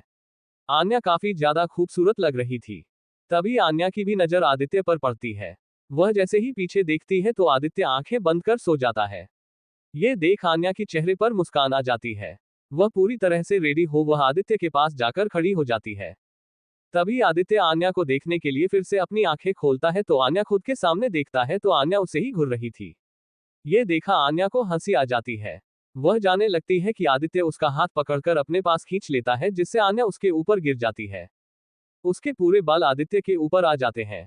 तो आदित्य उसके बालों को पीछे करते हुए, क्या इरादा है आज मैं सुकून से ऑफिस में जाऊं या नहीं? ये सुनते ही आन्या ना समझ में उसे देखती है तो आदित्य बोलता है, यार इतनी भोली शक्ल से मत देखा करो, सच में कुछ हो जाएगा। ये कह वह आन्या की कमर पर हाथ रख देता है जिसे महसूस कर आन्या तुरंत आदित्य को झटकती है और खड़ी होकर बोलती है, जल्दी से तैयार होकर बाहर आ जाए। ये बोल वह तुरंत निकल जाती है। आदित्य आन्या के शर्म से भरे चेहरे को देख मुस्कुराने लगता है पर अचानक कुछ सोच उसके चेहरे कठोर हो जाते हैं। वहीं नीचे अब तक लगभग सभी लोग पहुंच चुके थे, आन्या भी जल्दी जल्दी वहां पहुंचती है। जिसे देख गायत्री जी कहती है, तो बड़ी बहुरानी आपको फुर्सत मिल गई यहां आने की। यह सुन आन्या हड़बड़ा जाती है। तभी गायत्री बोलती है, अब यहाँ पर खड़ी होकर मेरे चेहरा क्या देख रही हो, जाकर जल्द से जल्द प्रसाद रेडी करवाओ। ये सुन आन्या का मुंह बन जाता है। वह एक नजर सभी को देखती है जो कुछ ना कुछ काम में लगे हुए थे। वह तुरंत किचन में चली जाती है जहां पर विभा और कीर्ति दोनों ही प्रसाद की तैयारी कर रही थी। तभी आन्या भी वहां पर पहुंच जाती है और बोलती है, माँ जल्द से जल्द बताइए क्या करना है, मैं करवा देती हूँ। आन्या की आवाज सुन किचन में खड़ी विभा, कीर्त, सुधा और माया चारों ही देखने लगती है। ये देख आन्या हड़बड़ाते हुए, आप सब मुझे ऐसे क्यों देख रहे हैं? तभी कीर्ति घूरते हुए, दीदी आप बात तो ऐसे कर रही हो जैसे आप सब कुछ बनाना जानती हो। तभी आन्या बोलती है, हाँ तो इसमें कौन सी बड़ी बात है, क्या मुझे नहीं आता? तभी कीर्ति कमर पर हाथ रखते हुए, जरा ये बताओ कि प्रसाद में चूरन कैसे बनता है? ये सुन आन्या कुछ सोचने लगती है पर खिसियाते हुए और बत्तीसी दिखा बोलती है, वह यार मुझे क्या पता चूरन क्या होता है। तभी कीर्ति बोलती है, जब आपको पता नहीं है तो आपको किस बैल बुद्धि ने यहाँ पर भेजा है? ये सुनते ही आन्या तपाक से कहती है, गायत्री बैल बुद्धि। ये सुनते ही सभी उसे घूरने लगते हैं। तो आन्या अपने मुंह पर हाथ रख लेती है। तभी माया उसे अपने पास बुलाती है, आन्या बेटा आप यहाँ पर आओ। ये सुन आन्या वहां पर जाती है तो माया उसके सर पर हाथ फेरते हुए, आप ये सारे फ्रूट्स धो दो, ये भी पूजा का ही सामान है। ये सुन आन्या हाँ में सिर हिलाती है। आन्या फ्रूट्स को धोने लगती है। आज माया की आवाज में कुछ था जो वहां खड़ी सुधा कब से देख रही थी। कुछ देर में प्रसाद भी रेडी हो जाता है और पंडित जी भी आ जाते हैं। बड़े से हाल में कुछ अगल बगल के लोग तो कुछ जो रिश्तेदार रुके थे, सभी लोगों वहां पर बैठते हैं। तभी एक हल्की पिंक कलर का कुर्ता और व्हाइट कलर का पजामा पहने अर्जुन जिसको खींचते हुए वीर लाता है। अर्जुन जो ज्यादा पूजा पाठ को नहीं मानता था, उसे मजबूरी में बैठना था। वह जाकर आसन ग्रहण करता है। तभी शिवी और सनाया दोनों ही प्रिया को लेकर वहां पर आते हैं। अर्जुन की नजर जैसे ही प्रिया पर जाती है उसकी तो सांसें ही थम जाती है। प्रिया ने पिंक कलर की बेहद खूबसूरत सी साड़ी पहनी थी जिस पर काफी खूबसूरत वर्क किया गया था। उसके सिर पर घूंघट था क्योंकि पूजा में सिर पर रखते हैं। मांग में भरी हुई सिंदूर, हाथों में चूड़ियां, गले में मंगलसूत्र जो उसकी खूबसूरती बढ़ा रही थी। तभी आन्या, कृति भी वहां पर आ जाते हैं। प्रिया को अर्जुन के बगल में बैठाया जाता है। अर्जुन लगातार प्रिया को देखे जा रहा था। प्रिया के बैठते ही वह उसके हाथों पर अपने हाथ रख देता है। ये देख प्रिया एक नजर उसे देखती है, फिर अपने हाथों को खींच लेती है। ये देख अर्जुन मन में बोलता है, अच्छा अब मुझे छूने का भी अधिकार नहीं। फिर मन ही मन मुस्कुराते हुए, अब तो छूने का क्या, अब तो पूरी जिंदगी बिताने का अधिकार मिल गया है। तभी दादी की आवाज आती है, अर्जुन पूजा में ध्यान दो। तभी अर्जुन सामने देखने लगता है। वही आदित्य अपने बालकनी में खड़े इस समय किसी से बात कर रहा था। उधर से कुछ कहा जाता है, बॉस हमें कुछ क्लू मिला है जिसके बेस पर हम बहुत कुछ पता लगा सकते हैं। तभी आदित्य गुस्से में, हमें बहुत कुछ नहीं सब कुछ जानना है। तभी उधर से, बॉस हमें एक बहुत बड़ी बात पता चली है। ये सुनते ही आदित्य उसके बात को सुनने लगता है और जैसे जैसे उसकी बात सुनता है वैसे वैसे उसके हाथों की नस कसने लगती है। नीचे लगभग सभी लोगों का पूजा शुरू हुआ हो गया था। पूजा में पीयूष का परिवार, कपूर फैमिली, तो वही आशिमा भी मौजूद थी। साथ में सुमन और उसके पति ओंकार भी मौजूद थे। तभी आदित्य हल्की ग्रीन कलर की शर्ट और ब्लैक पैंट पहने वह नीचे आता है। आदित्य को आते देख आन्या की नजर आदित्य पर पड़ती है तो उसी पर टिक जाती है। आज पहली बार आदित्य कुछ अलग आउटफिट में देख रही थी। आदित्य की शर्ट हाफ होने से उसकी मस्कुलर बॉडी अच्छी सी दिखाई थी, वह काफी ज्यादा हैंडसम लग रहा था। तभी आन्या को किसी की आवाज सुनाई देती है तो आन्या बगल में देखती है तो कीर्ति मुंह खोले आदित्य को ही देख रही थी और उसे देखते हुए बोलती है, हाय क्या हॉटनेस है।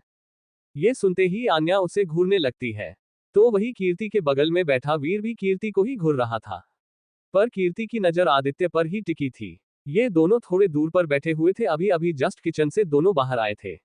तभी शिवी मजे लेते हुए बोलती है, अच्छा और क्या क्या हॉट है भाई में। ये सुनते ही कीर्ति बेख्याली में बोलती है, हाय क्या बाल है सिल्की सी, जो बिखरे हुए क्या कातिलाना लग रहा है। शिवी और कीर्ति, ये खूबसूरत सी आंखें हैं, लोगों तो फालतू में नीली आंखों की खूबसूरती बदनाम किए हैं, जरा इनकी ये काली आंखें देखे, हाय काली आंखें जो बेहद खूबसूरत है, जिसमें डूब जाए। शिवी मुंह दबा हंसते हुए और कीर्ति उसके नाक से होते हुए होठ पर जैसे ही आती है तो बोलती है, ये होठ। वह इसके आगे कुछ बोल पाती तभी आन्या उसके मुंह पर हाथ रख बोलती है, तुझे शर्म नहीं आती मेरे पति को ताकते हुए, अरे तेरा पति क्या कम हैंडसम है कि तुम मेरे पति पर नजर लगाए बैठी है। आन्या की ऐसी बातें सुन कीर्ति होश में आती है और वह जैसे ही आन्या को देखती है वह एक पल के लिए छिटक जाती है और वह ना में सिर हिलाते हुए जैसे ही उसकी नजर वीर की अपने पर घूरती नजर पड़ती है उसकी तो शक्ल रोनी जैसी हो जाती है। वही शिवी मुंह दबाए हंस रही थी तभी कीर्ति मन में बोलती है, ये सब शिवी का किया धरा है। तभी कीर्ति खुद से, हाय मैं कहाँ दो खूंखारों के बीच में फंस गई। फिर मिमियाते हुए कि ही मैं तो सिर्फ तारीफ कर रही थी। फिर वह उन दोनों की तरफ दिखाते हुए, अरे यार जैसे फिल्म के हीरो की तारीफ करते हैं बस वही कर रही थी। यह बोल धीरे से उठने की होती है कि बगल से वीर और आन्या दोनों ही उसको धरकर बैठा देते हैं और दोनों एक साथ बोलते हैं, तुम्हें तो बाद में देखता हूँ। वही सनाया एक जगह शांत होकर सब कुछ देख रही थी तभी उसके बगल में पीयूष खड़ा होकर बोलता है, कितना खूबसूरत है ना ये सब। सनाया बेख्याली में, हाँ बहुत खूबसूरत है। तभी पीयूष बोलता है, अगर तुम चाहो तो हमारी भी एक खूबसूरत सी लाइफ बन सकती है। बिलीव करो इन सभी से पहले एक क्यूट सा नन्हा सा बेबी ला कर दिखा दूंगा। ये सुनते ही शनाया शॉक्ड होकर बगल में देख गिरने की होती है। तो पीयूष, अरे यार गिरो मत, इसके लिए अभी बहुत समय है, तब बेहोश होकर गिरना। शनाया गुस्से में बोलती है, तुम्हें शर्म नहीं आता कुछ भी बोलते हो। तभी पीयूष बोलता है, क्या यार मैं बस हर चीज की तेजी की बात कर रहा था, हम सबसे पीछे जरूर शादी कर रहे हैं पर हम अपनी फास्ट सर्विस दे सकते हैं। तभी सनाया बोलती है, शादी पर मैंने तुम्हें कब कहा कि मैं तुमसे शादी कर रही हूँ। तभी पीयूष कहता है, यार जब बंदी ही राजी है तो फिर बात तो शादी पर ही आकर टिकेगी ना। ये सुनते ही सनाया कुछ बोलने की होती है, उसकी यह बात सुन बगल में खड़ी निम्मी बोलती है, आप किस फास्ट सर्विस की बात कर रहे हैं। तभी उसके बगल में खड़ा होकर राहुल उसके सिर पर चपत लगाते हुए बोलता है, बेवकूफ अभी तूने सुना नहीं, पीयूष भाई ने बच्चे की फास्ट सर्विस की बात की है। ये सब सुनते ही सनाया पीयूष को घूरते हुए वहां से चली जाती है। तो वही निम्मी खुद के सिर पर मारने की वजह से गुस्से में, और जहरीला डॉगी तुझे तो मैं छोड़ूंगी नहीं, यह कह वह गुस्से में राहुल के पीछे दौड़ जाती है क्योंकि रोहन जानता था इसके बाद निम्मी उसके साथ यही कुछ करने वाली है।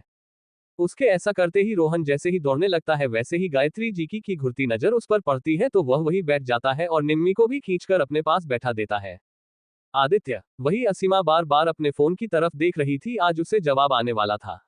उन हादसों को हुए 3 दिन के लगभग हो चुके थे।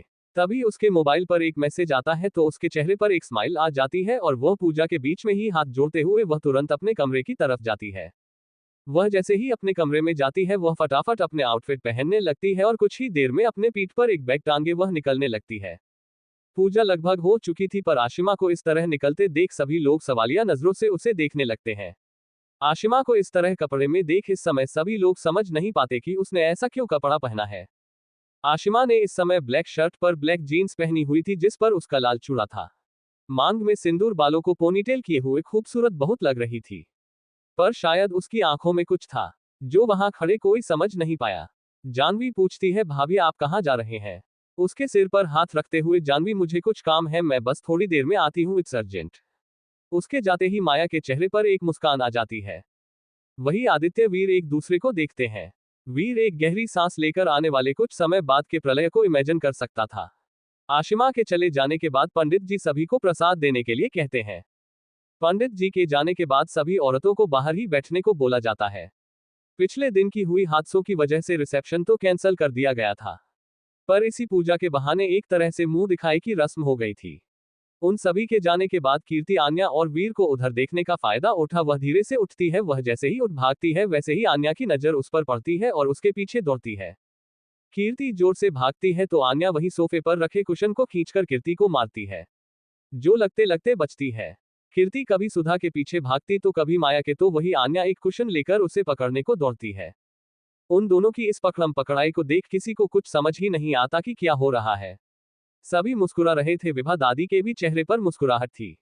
पर तभी गायत्री जी थोड़ी तेज आवाज में बोलती है, क्या तुम लोगों ने इस घर को सकस बना कर रखा है। वही की वही खड़ी हो जाओ। वहीं पर उनकी आवाज सुनते ही वह दोनों रुक जाती है। उनके रुकने से आन्या अपने हाथ में पकड़े पिलो को खींचकर कीर्ति के मुंह पर मारती है। ये देख गायत्री बोलती है, क्या नीला यही है तुम्हारे घर के पोता बहू जिनके अंदर इतना बचपना भरा है, तो ये हमारी पीढ़ी के आगे क्या बढ़ाएंगे। कीर्ति तो अपना सर नीचे की होती है, वही आन्या उसे घुरे जा रही थी। तभी कृति की नजर वीर पर जाती है तो वह अपनी नजरें इधर उधर कर लेती है। वही शिवी जिसको सब पता था वह हंसी जा रही थी। वही आदित्य आईब्रो ऊपर कर उसे ही देखे जा रहा था। विभा जी दोनों को डांटते हुए, अगर तुम दोनों की मस्ती हो गई हो तो चलो किचन में प्रसाद देने के लिए, क्योंकि काफी लोग हैं। दोनों ही किचन में चली जाती है। किचन में कीर्ति एक अच्छी खासी दूरी मेंटेन की थी। नीलिमा भी उनकी मदद करने के लिए चली जाती है। आलोक, पृथ्वी और राघवेंद्र जी वहां पर नहीं थे। पृथ्वी आलोक दोनों ही रघुवीर जी के साथ उनके ऑफिस गए थे। वह सब लोग भी थोड़ी देर में आ जाते हैं। वही किचन, तभी रोहन वहां आते हुए, और भाई आप लोगों को मेरी कुछ मदद चाहिए, ये बोल एक एप्पल प्रसाद का उठाकर खाने जाता है तो प्रसाद को जो कट जानवी कर रही थी वह उसके हाथ पर मरते हुए, ऐसे प्रसाद को जूठा नहीं किया जाता है। तभी रोहन आईब्रो चढ़ाते हुए, तुम हो कौन, जान ना पहचान, और तुम मुझे एडवाइस दे रही हो। तभी आन्या बोलती है, देवर जी यह मेरी दीदी की नंद है। ये सुन रोहन मुंह बनाते हुए, अरे यार भाभी, किसी के भी नंद हो पर मेरे ही घर में मुझे खाने से रोकने वाली मेरी तो कोई अपनी नहीं हो सकती।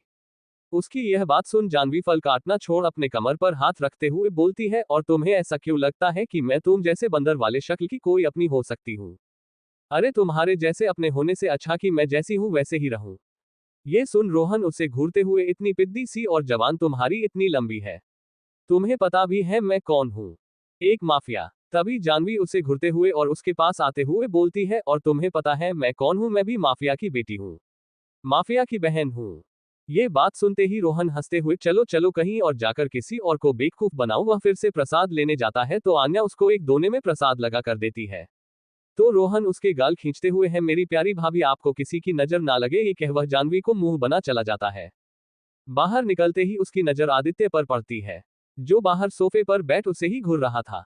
क्योंकि किचन के जो हो रहा था उसे वह सब कुछ देख पा रहा था, क्योंकि आदित्य का किचन पूरा ओपन किचन था। रोहन की नजर जैसे ही आदित्य पर जाती है, वह खिसियानी हंसी के साथ आदित्य के पास जाता है और बोलता है, आपको पता है भाई भाभी माँ समान होती है, माँ आपको पता है ना।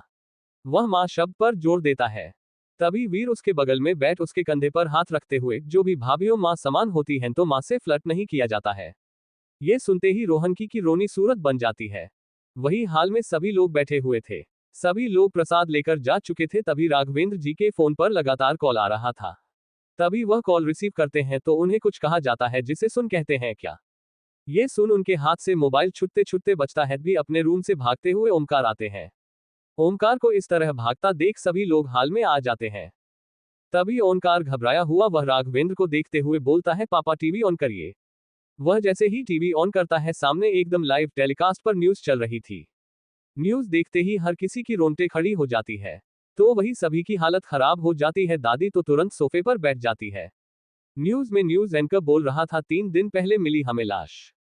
इस लाश को बुरी तरह से मारा गया था कि मांस का एक भी टुकड़ा नहीं था, जिसे शिनाख्त करने में बहुत ज्यादा समय लगा। पता करने पर पता चला कि यह मशहूर बिजनेसमैन राजवंश परिवार से रिलेटेड है, क्योंकि इनके हाथ में एक अंगूठी पाई गई थी जो फंसी हुई थी, और यह एक फैमिली अंगूठी थी, जिसके जरिए पता चला कि है राजवंश परिवार का बेटा है। ये सुनते ही हर किसी की हालत खराब हो जाती है। तभी सभी लोग चारों तरफ नजर दौड़ाते हैं। वहां पर अर्जुन, आदित्य, वीर, रोहन, राहुल सब कोई मौजूद था। ये देखते ही अचानक सुमन की चीख निकल जाती है और वह बोलती है, तिलक। उसके मुंह से तिलक सुन हर किसी का ध्यान तिलक पर आता है, जो न जाने कितने दिनों से गायब था। सुमन के गिरते ही विभा उसे पकड़ लेती है। तभी दूसरे चैनल लगता है, जिस चैनल पर उन्हें आशिमा बैठी हुई दिखती है, जो इस समय एडिटर एंड चीफ की कुर्सी पर बैठे इस न्यूज की एंकरिंग कर रही थी। घर में जितने ही खुशी का माहौल था, अचानक घर में एक अलग ही माहौल बन जाता है। अब तक पूरे राजवंश फैमिली में यह बात फैल चुकी थी कि राजवंश परिवार से ही किसी की ऐसी लाश मिली है, और जब सभी अंदाजा लगाते हैं तो उन्हें सिर्फ तिलक ही दिखता है। ये देख सभी की आंखें हैरानी से बड़ी हो जाती है।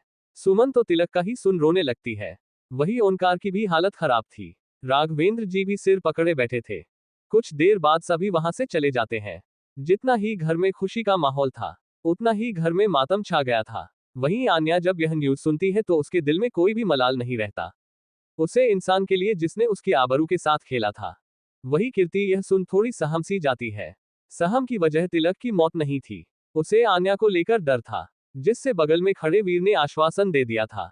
कुछ देर बाद राघवेंद्र, ओमकार, पृथ्वी तीनों ही वहां से डेड बॉडी को लाने के लिए चले गए थे क्योंकि उन्हें शिनाख्त भी करना था। वही आदित्य जो ओमकार और सुमन के चेहरे की हाल देखी तो उसे एक सुकून सा मिलता है। अब वह सुकून क्यों था ये तो किसी को नहीं पता, पर वहां पर कोई था जिसकी नजरें सिर्फ आन्या पर थी। वह कोई और नहीं गायत्री जी थी। वह तुरंत अपने कमरे की तरफ चली जाती है। वह कमरे में जाकर किसी को फोन लगाते हैं। उधर से कोई कॉल रिसीव करता है तो गायत्री जी कहती है मुझे आपसे तुरंत मिलना है। उधर से कुछ कहा जाता है तो गायत्री भी अपनी गाड़ी में बैठकर वहां से निकल जाती है। वही सुधा बोलती है न जाने कौन इसकी ऐसी मौत दी है, आखिर ऐसा भी क्या हुआ था कि कोई इतनी बेरहमी से भी मार सकता है। वही मारिया कहती है समय समय का खेल होता है, जैसी करनी होती है वैसे जिंदगी में भरना भी पड़ता है। ये बात सुनते ही जो सुमन जो सिसक रही थी वह गुस्से में माया को देखती है और वह चिल्लाते हुए बोलती है तुम कहना क्या चाहती हो, 2 टकेतों की नौकरानी, तुम मुझे बताओगी कि मेरा बेटा कैसा है। माया थोड़े गुस्से में बोलती है आई मैंने यह नहीं कहा कौन कैसा है, पर यदि उसकी यह हालत हुई है तो जरूर उसने कुछ ऐसा कर्म तो किया ही होगा। उसकी ऐसी बातें सुन सभी हैरान हो जाते हैं। तो वही माया वहां से अपने कमरे की तरफ चली जाती है। धीरे धीरे सभी मेहमान जा चुके थे। वही राघवेंद्र और ओंकार पोस्टमार्टम वाले जगह पर पहुंचते हैं। वहां पर वह बॉडी की शिनाख्त कर चुके थे क्योंकि उसे लाश की हाइट के साथ साथ उसके हाथों में पड़ी रिंग जो कि राजवंश के हर इंसान के हाथ में था, और वह रिंग ऐसी तरीके से बनाई गई थी कि वह एक बार उंगली में चली जाए तो फिर निकल नहीं सकती थी। शायद यह इसी वजह से था कि यदि कोई निकलना भी चाहे तो नहीं निकल सके। राघवेंद्र, पृथ्वी और ओमकार तीनों ही उसकी बॉडी का अंतिम संस्कार करके घर पर आते हैं। कितनी अजीब इत्तेफाक था, जिस घर में अभी अभी शादी का पूजा हुआ था उसी घर में ये सारी माहौल हो गई थी। वही ऑफिस में बैठा आदित्य उसके पास वीर जाते हुए आदित्य क्या तुम ये सब एक दिन बाद नहीं कर सकते थे। आदित्य अपने पेपर वेट को घुमाते हुए इससे अच्छा शुभ दिन तो इस शुभ काम को करने का कोई था ही नहीं। आदित्य की बात सुन कोई कुछ नहीं कहता। वही आशिमा अपने ऑफिस से निकल चुकी थी। वह काफी ज्यादा परेशान थी। परेशान होने की वजह यह थी कि जब वह ऑफिस गई तो वहां पर उसे पता चला कि यह बॉडी राजवंश परिवार के तिलक का है। और दूसरी परेशानी की वजह यह थी उसने वहां पर अधीरा को देखा था, उसका दम घुट रहा था। वह उस इंसान की यह हालत में देख चुकी थी कि मन में ऐसा था कि क्या अधीरा ने ऐसा हाल उसका किया है। वह अपने घर पर आती है और जाकर कमरे में चली जाती है। लगभग शाम हो चुका था। राघवेंद्र जी, पृथ्वी, ओमकार घर पर आ चुके थे। सभी हाल में बैठे हुए थे। वही सुमन भी अब तक संभल चुकी थी पर उसकी आंखें रो रो कर लाल हो चुकी थी। सुमन चाहे जैसी भी थी, चाहे गलत चाहे अच्छी, पर वह अपने बेटे से प्यार बहुत करती थी। शायद यही वजह था कि उसके हर गलत काम में उसने उसका साथ दिया था। तभी ओंकार राघवेंद्र जी से कहता है पापा कोई इतना बेरहम कैसे हो सकता है। तभी राघवेंद्र ओंकार को घूरते हुए ये सब तुम्हारी और सुमन की तरफ देखते हुए तुम्हारी परवरिश की देन है। उन लोगों को वहां जाने के बाद पता चला था कि उसे पर कितने लोगों ने केस किया है। ना जाने कितनी लड़कियों के साथ उसने बलात्कार किया है और सारी लड़कियां उसके मरने पर पुलिस स्टेशन में आकर अपनी गवाह दे रही है, क्योंकि जिस इंसान के जीते जी वह ये नहीं कर सकी उसके मरने के बाद अपनी भड़ास वहां पर निकल रही थी। इसलिए तुम कुछ ना ही कहो तो अच्छा है। घर के सभी लोग ये सुन हैरान थे। ओमकार कुछ कह नहीं पाता, पर तभी सुमन चिल्लाते हुए बोलते हैं आप कहना क्या चाहते हैं पापा, क्या सबूत है कि मेरी बेटे ने ये सब कुछ किया है, और यदि सबूत है भी तो क्या ही हुआ, इसका मतलब कोई मेरे बेटे को इस तरह से मार देगा। उसकी ऐसी बातें सुन राघवेंद्र जी कुछ बोलने वाले होते हैं। तभी नीला कहती है बस करिए, आप लोग कैसी बहस कर रहे हैं, यहाँ एक घर का पोता चला गया है और आप सभी को बहस सूझ रही है। ऐसा नहीं है कि राघवेंद्र जी को तिलक की चिंता नहीं थी, बहुत तकलीफ थी उन्हें, पर वहां पर जाने के बाद जब उसके ऊपर लगे केस चार्ज को सुना तो वह हैरान हो गए। पृथ्वी ने अपनी लाइफ में इतनी लड़कियों के साथ जबरदस्ती की थी, उनका रेप किया था कि उसका कोई गिनती नहीं था। ये सब सुनने के बाद उनका दिल पृथ्वी से मुकर गया था, क्योंकि वह ऐसे लोगों को कभी पसंद नहीं करते थे। ऐसे लोग हैवान होते थे और हैवानों को मर ही जाना चाहिए, पर था तो उनका पोता तकलीफ तो होती ही। 3 दिन बाद, वैसे तो पंडित जी के हिसाब से 13वीं होती है, पर 3 दिन के बाद ही उसका सारा कार्यक्रम कर दिया जाता है। 3 दिन बाद शाम का वक्त, सभी लोग डिनर के लिए बैठे हुए थे। आन्या और कीर्ति सभी को खाना परोस रही थी। तभी आदित्य अपने कमरे से होकर आता है। वह जाकर अपने चेयर पर बैठ जाता है। इस समय सभी लोग वहां पर थे। तभी आदित्य नीचे आते हुए बोला मेरे हिसाब से अब शादी का सारा कार्यक्रम खत्म हो गया है और मरने का आप लोगों ने शुद्धिकरण भी मान लिया है, तो मैं चाहता हूं जो भी यहाँ पर बिन बुलाए रुके हुए हैं वह अपने घर जा सकते हैं। ये बात सुनते ही सुमन और ओमकार जो खाना खा रहे थे उनके हाथ रुक जाते हैं। वह सामने देखने लगते हैं। भी ओमकार बोलता है क्या ये तुम मुझे कह रहे हो इनडायरेक्ट। तभी आदित्य अपने प्लेट से खाना खाते हुए कितने समझदार हैं आप, आपको तो इशारा भी पूरा नहीं करना पड़ा और आप समझ गए। उसकी यह बात सुनकर राघवेंद्र बोलते हैं यह क्या कह रहे हो तुम आदित्य। मेरे हिसाब से तभी बीच में आदित्य उनकी बात काटते हुए, मैं बस इतना जानता हूं कि यह घर मेरा है, मैं तो ये भी नहीं चाहता कि आप यहाँ रहे, पर फिर भी आप रह रहे हैं तो इसका मतलब यह नहीं कि मैं हर किसी को बर्दाश्त करूं।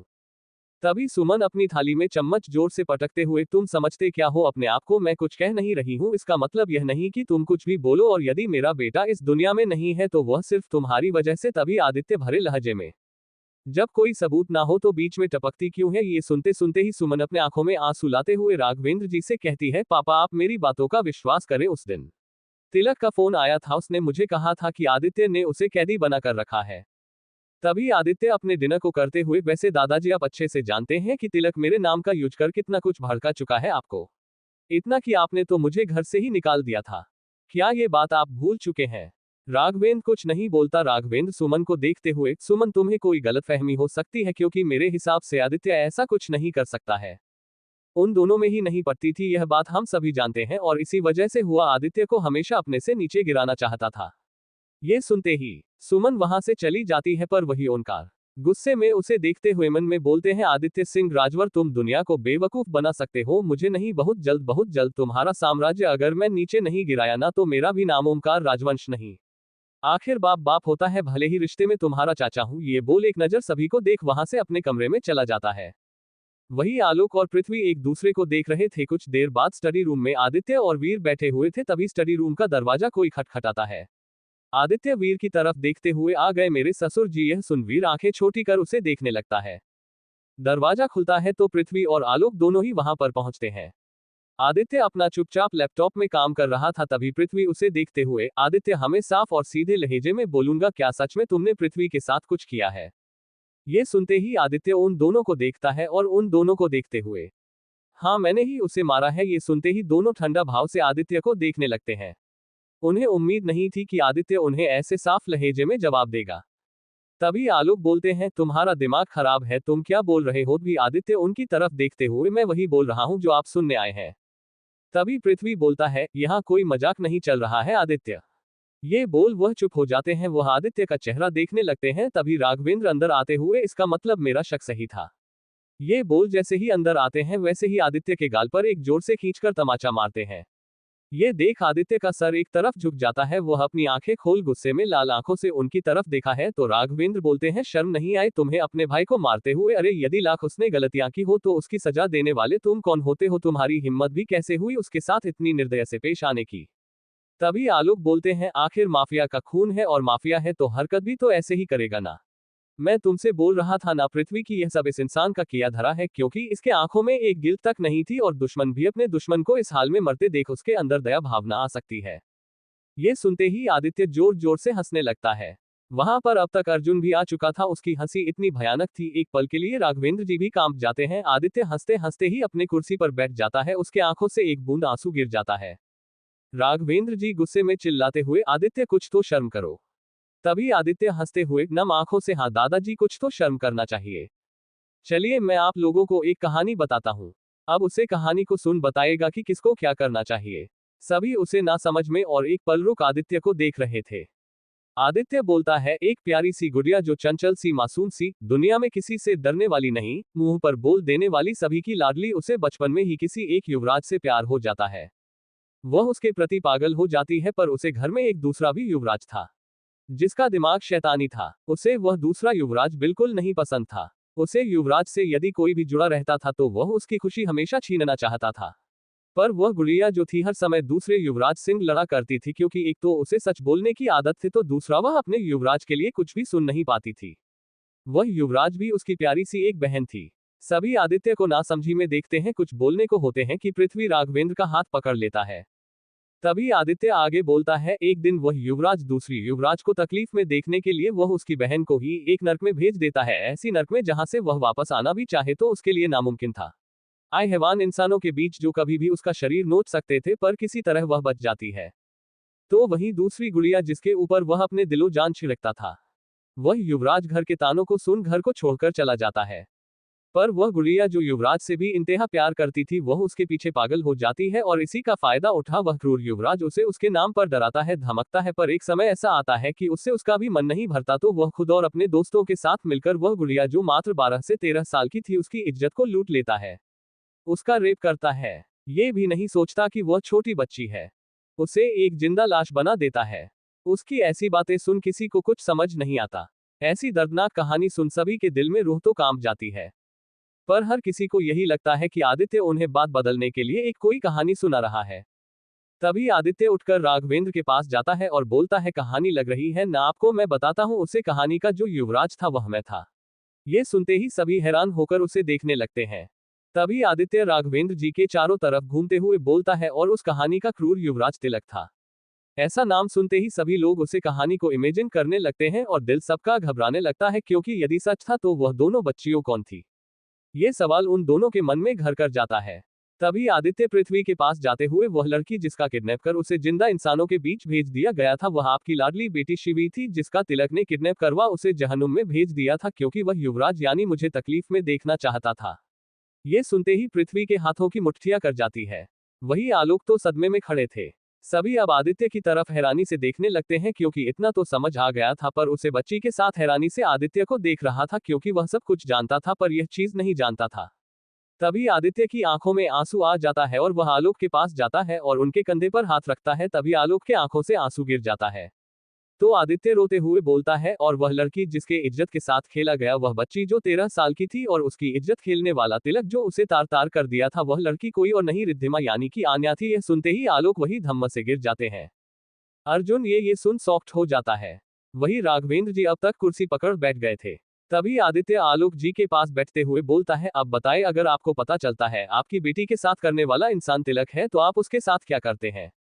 ये सुनते ही आलोक के हाथों की मुठ्ठियां हद से ज्यादा कस जाती है, जैसे वह अपनी मुठ्ठियां नहीं तिलक का गला पकड़ रहे हो।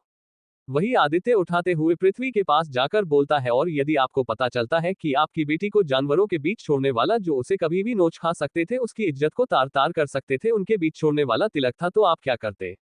पृथ्वी की आंखें एकदम लाल हो जाती है।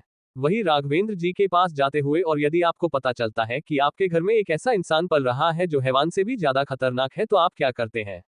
राघवेंद्र अपना सिर नीचे कर लेते हैं और कुछ बोल नहीं पाते। तो आदित्य अपने आंसू को पोंछ लेता है और चेयर पर बैठते हुए बोलता है, तो बस इसीलिए मैंने उसे इंसान को बद से बदतर मौत दी, क्योंकि वह इंसान मेरी बहन के साथ ऐसा किया था। वह इंसान मेरी बीवी, जिसका एक बार नहीं कई बार आबरू रौंदने की कोशिश की। ये सुन आदित्य उन्हें सब कुछ बताता है, जो आन्या का बार बार किडनैप हुआ था। ये सुन सभी सदमे में चले जाते हैं। वही कोई और था जो सब कुछ सुन रहा था, उसके वह कान में उसके जैसे ही सब कुछ आता है, वह तुरंत वहां से हट जाता है। ये सब देख आदित्य एक तिरछी नजरों से उधर देखता है और वह जोर जोर से हंसने लगता है। उसकी हंसी इतनी भयानक थी कि पूरा कमरा गूंज जाता है, और दरवाजा खुला रहने के कारण उसकी हंसी पूरे बाहर तक गूंज जाती है। जो नीचे बैठे हैं दादी, जो अर्जुन और प्रिया की शादी जीवन को आगे बढ़ाने की बात कर रहे थे, क्योंकि इस घटना के बाद वह दोनों अभी भी अलग अलग कमरे में रह रहे थे, क्योंकि एक छूतक पड़ जाने से वह एक नई जिंदगी को शुरुआत करने के लिए मना किया गया था। इसलिए लोग नीचे प्लान बना रहे थे कि एक शुद्धिकरण पूजा हो जाए, उसके बाद ये दोनों अपनी वैवाहिक जीवन को शुरू कर सकते हैं। पर इतनी जोर की हंसी सुन उन सभी की रूह कांप जाती है।